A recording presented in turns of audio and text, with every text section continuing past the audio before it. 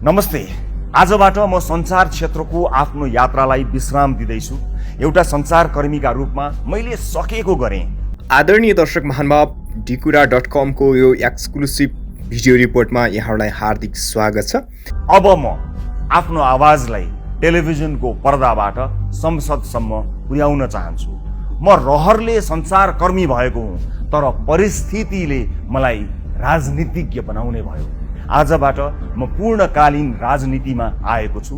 आज मात्रै सञ्चारकर्म छोडेर नेपाली पत्रकारिताका चर्चित सञ्चारकर्मी रवि लामिछानेले सञ्चारकर्म छोडेर राजनीतिमा होमिने बताएका छन्।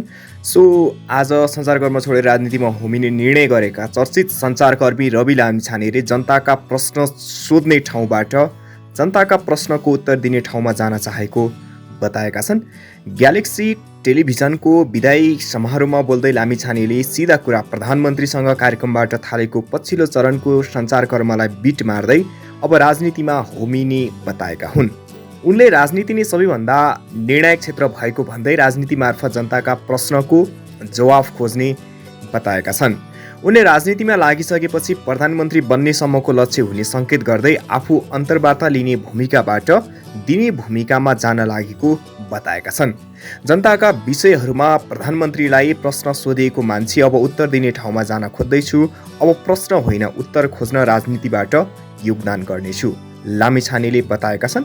उनले यही असार 7 गते राष्ट्रिय सभागृहबाट केही विशेष सम्बोधन गर्ने भनेर पनि जानकारी दिएका छन्। उनी अब कसरी नेपाली राजनीतिमा अगाडि बढ्छन् भन्ने कुरा पनि उनले असार 7 गते राष्ट्रिय सभागृहको सम्बोधनबाट गर्ने बताउँदै आएका छन्। भ्रष्टाचार, कर्मचारी तन्त्रमा देखेको लुटतन्त्र र ठगी, अनियमितता र समाजमा देखेको कुरीति, कुसंस्कार तथा वैदेशिक रोजगारका नाममा विदेश र स्वदेशमा भइरहेका ठगीका घटनालाई पर्दाफास गरेर पत्रकार रवि लामिछाने निकै चर्चामा आएका थिए। उनले गरेका कामहरू उदाहरणीय छन्। रवि लामिछानेको जीवन आरोह र अवरोह। 5 सेप्टेम्बर सन् 1974 मा भक्तपुरको बागेश्वरीमा जन्मिएका रवि लामिछाने किशोरावस्थामै कार्यक्रम चलाउँथे।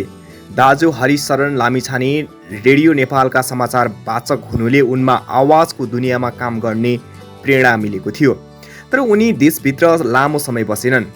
मिडियामा काम गरिरहेका उनी मिडियामा काम गर्ने गरी स्वदेश फर्किए। गिनिज बुकमा नाम लेखाउनेदेखि जनताको समस्या उठाएर चर्चामा आए। चर्चासँग पटक पटक विवादमा आएका उनी हिरासतसम्म पुगेर धरौटीमा रिहा भए। उनको आरोह र अवरोहले भरिएको जीवन यस्तो छ। रवि लामिछानेले आफ्नो प्रारम्भिक शिक्षा भृकुटी माध्यमिक विद्यालयबाट लिए।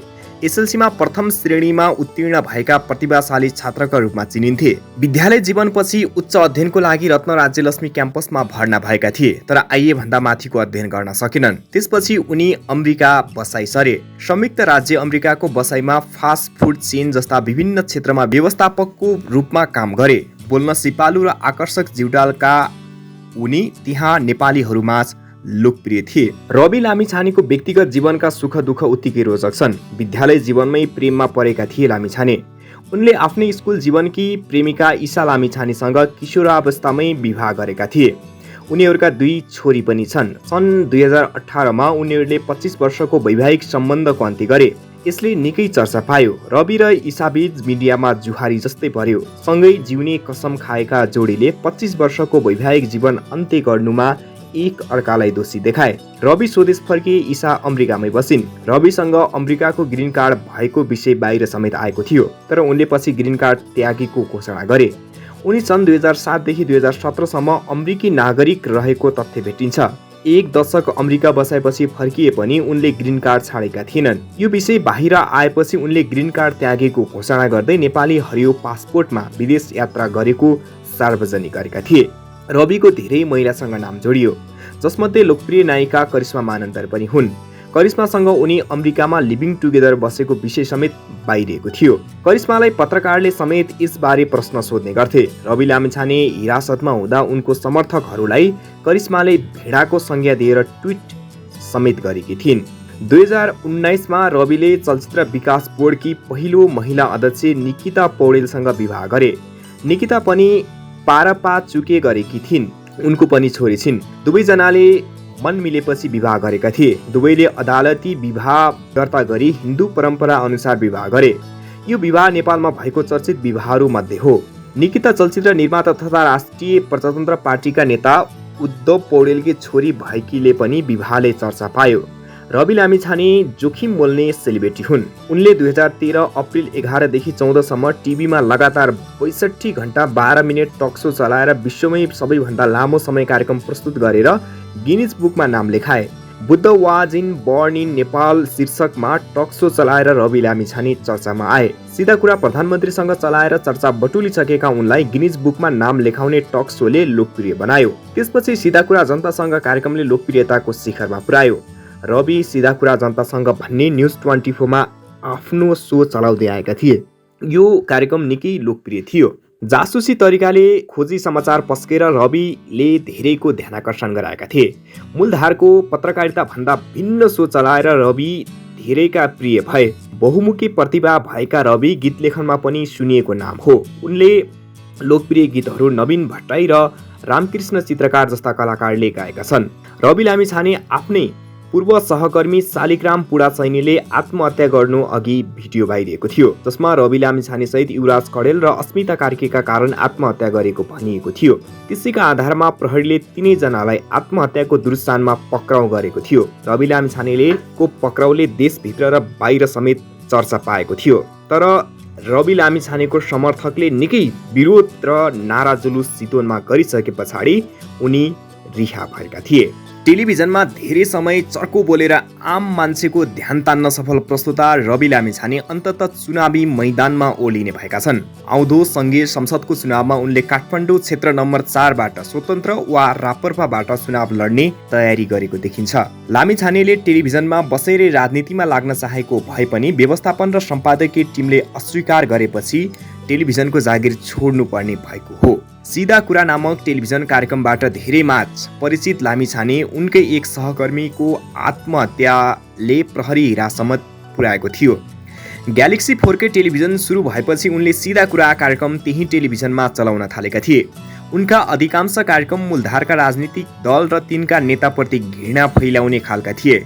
एकपटक उनले केपी ओलीको घरमा ढुङ्गा हान्नुपर्ने भनेपछि ओलीले सार्वजनिक रूपमै आपत्ति प्रकट गरेका थिए।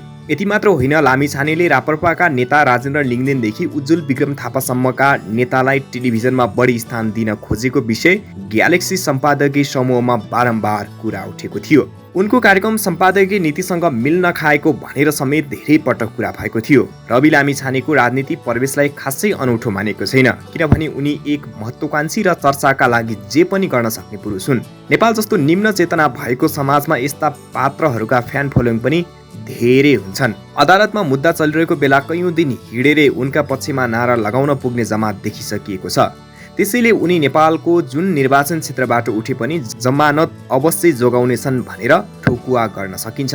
रवि लामिछानेको राजनीति भविष्य के हुन्छ भनेर हेर्न चाहिँ आँखै अगाडिका दुई पात्रलाई हेरे पुग्छ। अर्थात् उनका दुई सम्भावना छन्, एक बालेन्द्र शाह बन्ने, दुई रविन्द्र मिश्र बन्ने। रवि काठमाडौँ क्षेत्र नम्बर 4 बाट चुनाव लडेमा उनका प्रतिस्पर्धी हुनेछन् गगन थापा र राजन भट्टराई। गगन थापाको राजनीतिमा निकै ठुलो धक्का लागिसकेको, काठमाडौँमा बालेन्द्रको उदय र प्रकाश मानकी पत्नीको पराजयले नै देखाइसकेको छ। यो भनेको राजन भट्टराईका लागि खुसीको खबर हो, किनभने राजन पनि गगनले सहजै हराउन सक्ने पात्र होइनन्। उनको जनाधार राम्रै छ जुन कसैले हल्लाउन सक्दैन। त्यही क्षेत्रमा रविको प्रवेश दुवैका लागि चुनौती अवश्य हुनेछ। रवि स्वतन्त्र रूपमै मैदानमा उत्रिए पनि उनका पछाडि रापरपाको सहयोग रहनेछ। यसले पनि उनलाई फाइदै गर्नेछ। विदेशमा रहेको ठुलो जमात रविको समर्थनमा हुनेछ, त्यसले उनलाई चुनाव लड्न कुनै आर्थिक अभाव हुने छैन। अब रवि समस्या हुनेछ त केवल एजेन्डाको, के एजेन्डा लिएर मैदानमा उत्रिनेछन्, यो बढी चासो र महत्त्व हुनेछ। बालेन्द्र स्पष्ट थिए कि उनी स्थानीय सरकारको प्रमुख बन्दैछन्। प्रमुखसँग निश्चित अधिकार हुन्छ, उसले चाहेको काम गर्न सक्छ, ऊ कार्यकारी पनि हुन्छ। काठमाडौँ महानगरकै कुरा गर्ने हो भने 3 अर्ब भन्दा बढी वार्षिक बजेट हुन्छ। 5 वर्षमा 15 देखि 20 अर्बको बजेट परिचालन गर्ने अधिकार हुन्छ। तर सङ्घीय सांसद बनेमा यो अधिकार हुँदैन। केवल संसदमा गएर बोल्ने बाहेक अरू कुनै अधिकार हुन्न। स्वतन्त्र या साना दलका सांसदले संसदमा बोल्न पाउने पनि मुस्किलले 3 देखि 5 मिनेट हो, त्यो पनि कहिलेकाहीँ। मन्त्री बन्नलाई अहिलेकी जस्तो जोरजाम गरिएको गठबन्धन बन्नुपर्छ। त्यसैले बालेन्द्र बन्ने भनेर होसिन्यू न रविका लागि फाइदाजनक छ न त मतदाताले नै उनमा देउवा देख्न जरुरी छ। वैकल्पिक शक्ति बन्छु भनेर पत्रकारिता छाडेर राजनीतिमा होमिएका उनले यसपालिबाट राजनीतिबाट हात उठाएका छन्।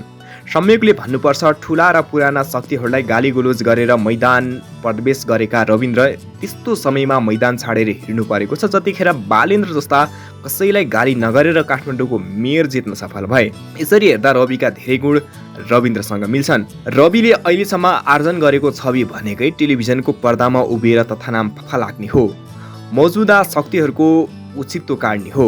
राजनीतिमा पनि उनको मुख्य एजेन्डा र प्रस्तुति यही रहने हो भने रविन्द्रकै हालत नहोला भन्न सकिन्न।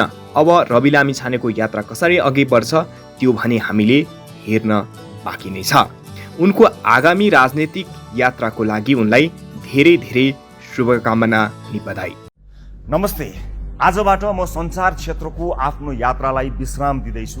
एउटा सञ्चारकर्मीका रूपमा मैले सकेको गरेँ, के गरेँ, कति गरेँ, तपाईँ दर्शकहरूसँग त्यसको हिसाब छ र मलाई त्यो हिसाब कहिल्यै पनि चाहिँदैन। र यदि मैले केही राम्रै गरेको रहेछु भने पनि त्यसको ब्याज कहिल्यै माग्ने छैन। सञ्चार क्षेत्रमा रहेर मैले कसैको ठाउँ ओगट्न खोजिनँ, बरु आफ्नो छुट्टै र अलग्गै ठाउँ निर्माण गर्ने कोसिस चाहिँ गरेँ। यो कोसिसमा मैले सधैँ सिधा कुरा नै गरिरहेँ र आज अर्को सिधा कुरा गर्न यहाँ देखिएको छु। अब म आफ्नो आवाजलाई टेलिभिजनको पर्दाबाट संसदसम्म पुर्याउन चाहन्छु। म रहरले सञ्चारकर्मी भएको हुँ, तर परिस्थितिले मलाई राजनीतिज्ञ बनाउने भयो। आजबाट म पूर्णकालीन राजनीतिमा आएको छु। यो मेरो सपना, चाहना, क्रान्ति, विद्रोह, रहर, आकांक्षा, महत्वाकांक्षा केही पनि होइन। यसलाई मेरो तर्फबाट यो समाजलाई मैले फिर्ता दिन खोजेको योगदानका रूपमा ग्रहण गरिदिनु होला। अबको मेरो यात्रा राजनीतिको यात्रा भयो। मैले सञ्चालन गर्दै आएको कार्यक्रम सिधा कुरा म नयाँ पुस्तालाई हस्तान्तरण गर्न चाहन्छु र आफू राजनीतिको नयाँ पुस्ता बन्न चाहन्छु। मेरो राजनीतिक यात्रा कस्तो हुनेछ भन्ने बारे थाहा पाउन यही असार 7 गते दिउँसो 1 बजे काठमाडौँको राष्ट्रिय सभागृहमा आउनुहोला। म आफ्नो सबै कुरा त्यहाँ भन्नेछु। तपाईँका लागि दिन मसँग खाना, खाजा, गाडी, बाइक, पेट्रोल खर्च केही पनि छैन। तर यो मुलुकले खोजेको नेतृत्व र त्यसको खाका कोर्ने योजना चाहिँ छ। यदि यति नै पर्याप्त छ भने आउनुहोस्, यही असार 7 गते दिउँसो 1 बजे राष्ट्रिय सभागृहमा बसेर एउटा नयाँ मार्ग कोर्ने बारे सल्लाह गरौँ। बर्सातको समय छ, पानी पर्ला, हुरी चल्ला, चट्याङ पर्ला। मसँग त तपाईँलाई दिने छाता पनि छैन, तर केही यस्ता योजनाहरू छन् जसलाई सार्थक पार्न सके हाम्रा सन्ततिको भविष्य सुनौलो बन्न सक्छ। भोलि बिहान उदाउने सूर्यले हाम्रा लागि परिवर्तन ल्याउँदैन, गर्न त हामीले नै पर्ने रहेछ। अब म तयार भएँ। तपाईँ तयार हो? आउनुहोस्, असार 7 गते मङ्गलबार दिउँसो 1 बजे काठमाडौँको राष्ट्रिय सभागृहमा भेटौँ र नयाँ बाटो तय गरौँ। आउनुहोस्, सल्लाह गरौँ।